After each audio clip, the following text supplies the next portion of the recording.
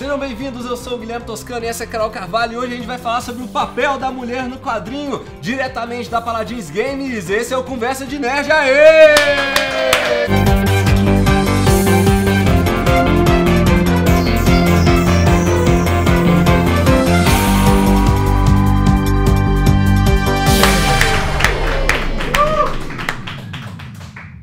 Seja bem-vindo, Carol Carvalho, como vai você? Muito bem, obrigada. Pra quem acompanha o podcast, sabe que essa aqui tá sendo uma experiência muito estranha. É a primeira vez que vocês nos veem conversando, pra gente tá tranquilo. Falta o Fernando Quirino. Quirino, dá um oi aqui, por favor.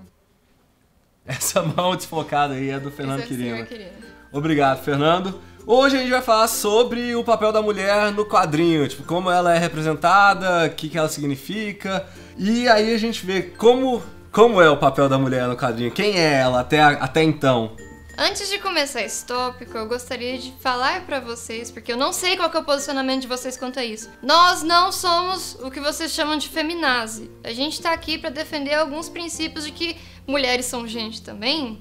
Então, logo, mulheres merecem crescer e ter mais destaque na vida. As mulheres querem muitos direitos humanos. Nossa, quem diria, né? Que grande problema é. Certo, então nós estamos aqui hoje pra trazer esse questionamento de qual que é o papel da mulher nos quadrinhos. Qual que costuma ser a aparição delas? Por exemplo, elas estão lá pra ser coadjuvante, elas estão lá pra serem a pessoa que salva eles, elas estão lá pra atrapalhar. Então, quando será que a gente consegue ver uma mulher que realmente é a heroína, que é o destaque disso tudo? Até pouco tempo atrás, as mulheres basicamente cumpriam cotas, né? Tipo assim, tinha 8 caras e alguém colocava uma mulher ali pra falar assim, não, tem essa mulher aqui e ela vai fazer isso. E mesmo alguns personagens tipo a Mulher Maravilha, que foi criada pra ser um símbolo de força feminina, acabou sendo guiado até um pouco por causa do público e um pouco porque homens escrevem para homens E desenham para homens e foram virando esses símbolos altamente sexualizados.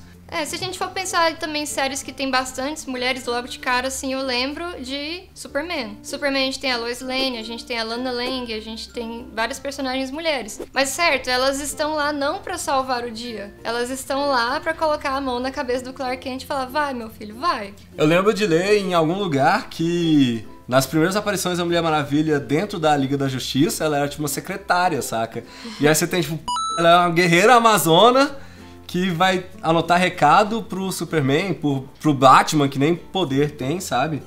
Exatamente. E aí a gente pega, há um tempo atrás falou-se muito sobre o teste Bechdel, geralmente ele era usado para filmes, mas a gente pode adaptar eles, a gente pode usá-lo para quadrinhos. E como que é? Ele é um teste para ver se as mulheres de uma trama, de um enredo em si, têm realmente importância pro enredo. Você chegou a ver o teste no site? Sim, eu vi. Ele passa por 3 etapas. Sim. Que é, existem 2 mulheres no enredo. Isso. Elas conversam entre si. Elas têm nome. Elas têm nome. E elas conversam entre si e não é sobre homens. E parece que nem 30% dos filmes produzidos passam por esse teste. Sim, porque se você for pensar até filmes de comédias que ressaltam a importância da mulher no dia a dia, por exemplo, Tudo Pra Ficar Com Ele. São 3 atrizes muito engraçadas, o filme é ótimo. Mas o filme inteiro é falando sobre homem. Então, continua sendo um filme de mulheres sobre homens. Aonde é o homem? Um dos sites que a gente usou como referência, ele até cita que um dos últimos filmes que passam no teste do Bechdel foi o Aliens, que tem, tipo, uma mulher conversando com um ET. No! Here!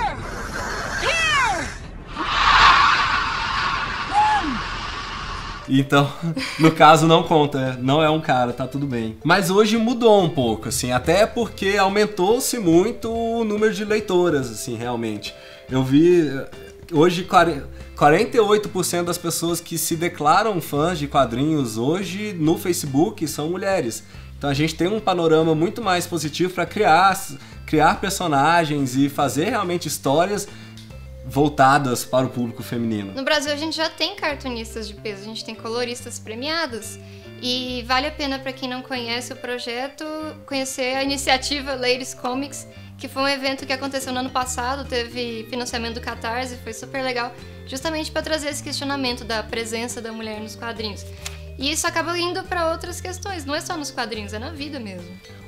Tem uma página de Facebook que chama Mulheres nos Quadrinhos, que também fala fala muito, é basicamente tirinhas escritas por ou para mulheres, assim.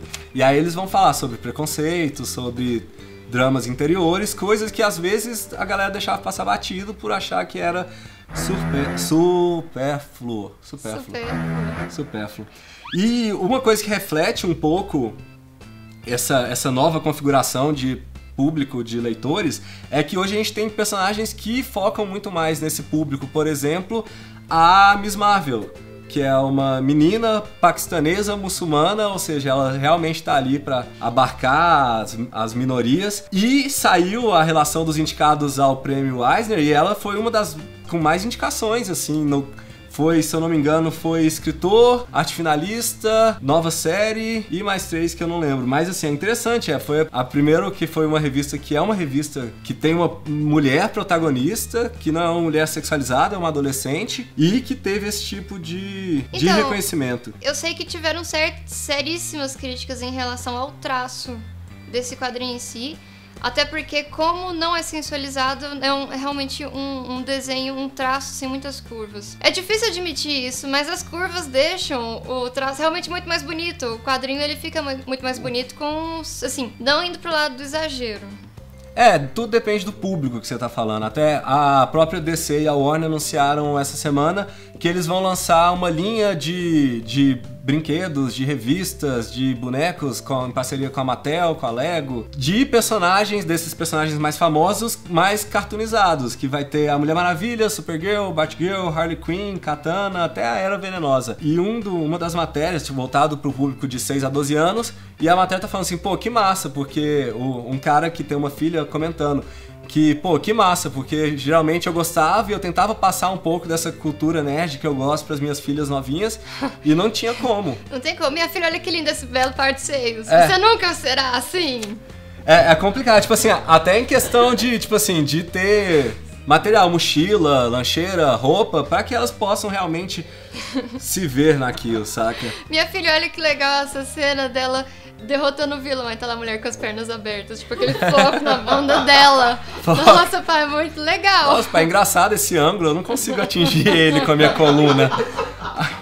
E até um pouco de crítica, aí a gente vê que tá tendo uma mudança. Hoje a gente tem hoje a gente tem personagens que têm uniformes mais adequados com sua real personalidade, como é o caso da Miss Marvel e o caso da nova Batgirl, né? Sim.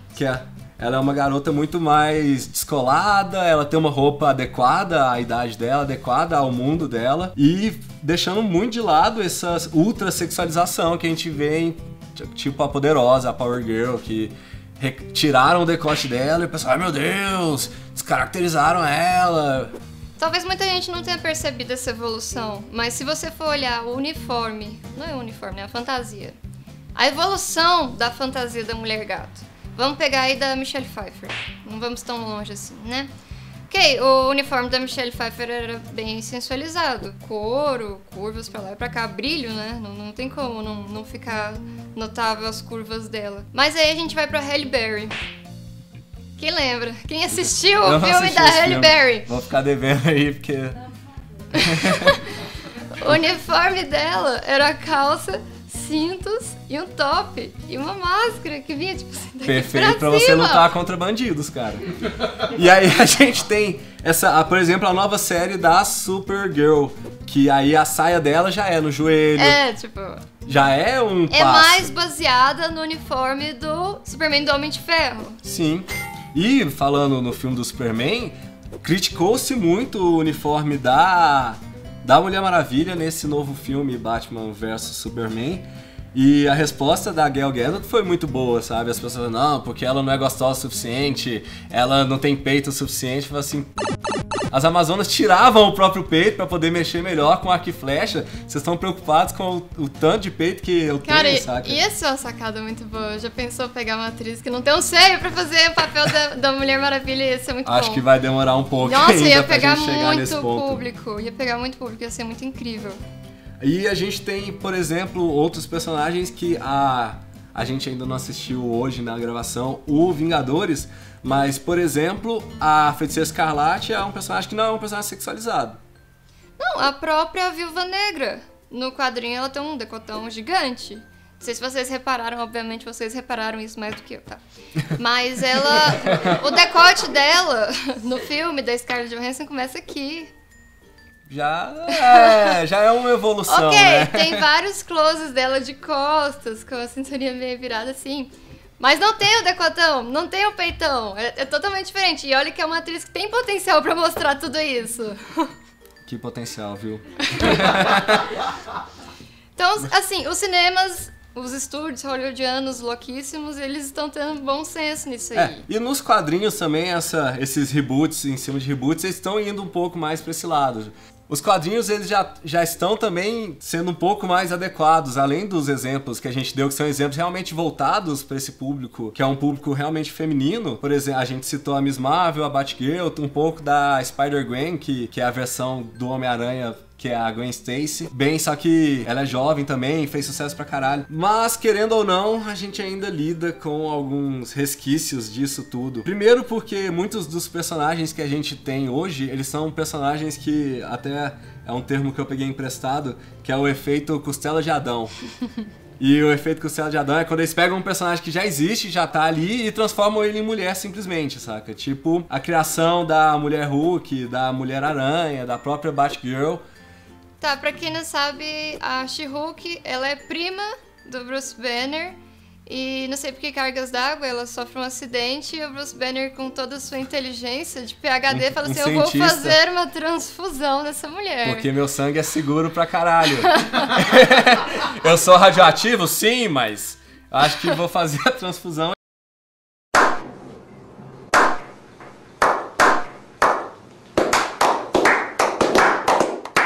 E ela vira... E o mais legal é porque ela é super inteligente e ela é grandona e ela tem um corpão incrível. Mas o foco da história dela tá no cérebro dela, sabe? Então, ela é tipo assim, advogada. é justamente esse contraponto. Tipo assim, cara, o Hulk, ele é um idiota tem alguns momentos Ele é um ali. idiota. Mas quando ele vai lá e vira Hulk, ele perde a noção dele. E a mulher Hulk, não, é o contrário. Ela é tipo uma advogada de sucesso. E as histórias mais recentes dela têm focado nisso, nesse sucesso dela. E ainda assim tem gente que acha que, tipo assim, uma mulherão de 80, por que essa mulher tá de terno e acha ruim, velho? Não é pra você, aquele corpo não é pra você, cara. O que eu acho pesado no universo dos quadrinhos das mulheres é que quando a gente fala sobre ameaça à mulher, a gente tem o extremo vai pra parte do sexo. Por exemplo, você não vê o Coringa virando pro Batman e fala, vou te estuprar. Tá aqui naquele quadrinho do Arkham, ele pega na bunda do Batman. Mas é uma coisa rápida. Então, assim, toda vez que tem uma violência relacionada à mulher, tem alguma coisa relacionada a estupro. Tanto é o que acontece com a Batgirl Dá-se a entender no Piada Mortal que o Coringa abusou sexualmente dela. Um outro exemplo que a gente foi o exemplo da Silk Spectre no Watchmen. Que acontece assim, a Silk Spectre mãe, ali acontece um lance meio bizarro com o comediante. E aí dá-se a entender. E depois eles têm um filho e não fica muito claro em que momento que a filha nasceu ali. Não se sabe se a Júpiter ela é realmente filha de um estupro, que deu certo, porque da primeira vez o estupro não deu certo, né? E da segunda vez o estupro deu certo e veio acompanhado de um S2. Então, aí que fica, tipo, uma mulher que bate pra caramba, que é a Silk Spectre, se deixar ser estuprada pelo comediante. E aí a gente entra em vários aspectos de análise que o Alan Moore queria retratar, a realidade e tudo mais. Essa relação de vítima, um pouco de síndrome de Estocolmo até, sabe? Mas ainda assim, a violência utilizada é essa, saca? Enquanto em outros lugares é outra. O último grande drama foi o da Thor Mulher, né? Sim, a releitura do Thor como mulher. Muita gente falou assim, nossa, que bosta, mas o Thor é o único personagem gostoso que a gente gosta e eles vão transformar ele em mulher. Não, mas ficou massa pra E assim, aumentou as vendas em 30%. E o mais interessante é que eles usaram esse mimimi da galera dentro das histórias. Logo no primeiro quadrinho, ela tá lutando com o cara e o cara fala assim, nossa, porque vocês feministas são as chatas e aí, não sei o quê. Eu tenho que chamar de mulher Thor? Como que é? E ela fala, isso aqui é por você ter me zoado, isso aqui é pelo feminismo, isso aqui é porque você é um babaca e o cara toma um pau. Pode falar produção? Pode. O complicado é que essa é uma pauta muito grande para ser discutida em tão pouco tempo. Então, quem sabe a gente volta aqui numa próxima vez para falar mais sobre isso. Vocês podem deixar seus comentários aqui para falar a sua opinião. Agradecer primeiramente a Carol. Muito obrigado, Carol. Foi ótimo. Eu queria convidar vocês a comentar aqui embaixo o que vocês acham sobre esse tema, o que vocês acham que faltou, a gente falou alguma besteira. E convidar vocês a ouvir nosso podcast toda quarta-feira de manhã. Se você curtiu, clique em gostei aqui embaixo. Se você curtiu muito, se inscreva no canal. Se você curtiu demais, clique aqui no Patreon e ajude a gente a continuar esse projeto bacana. Você pode ver notícias no nerdiça.com.br. Até a próxima!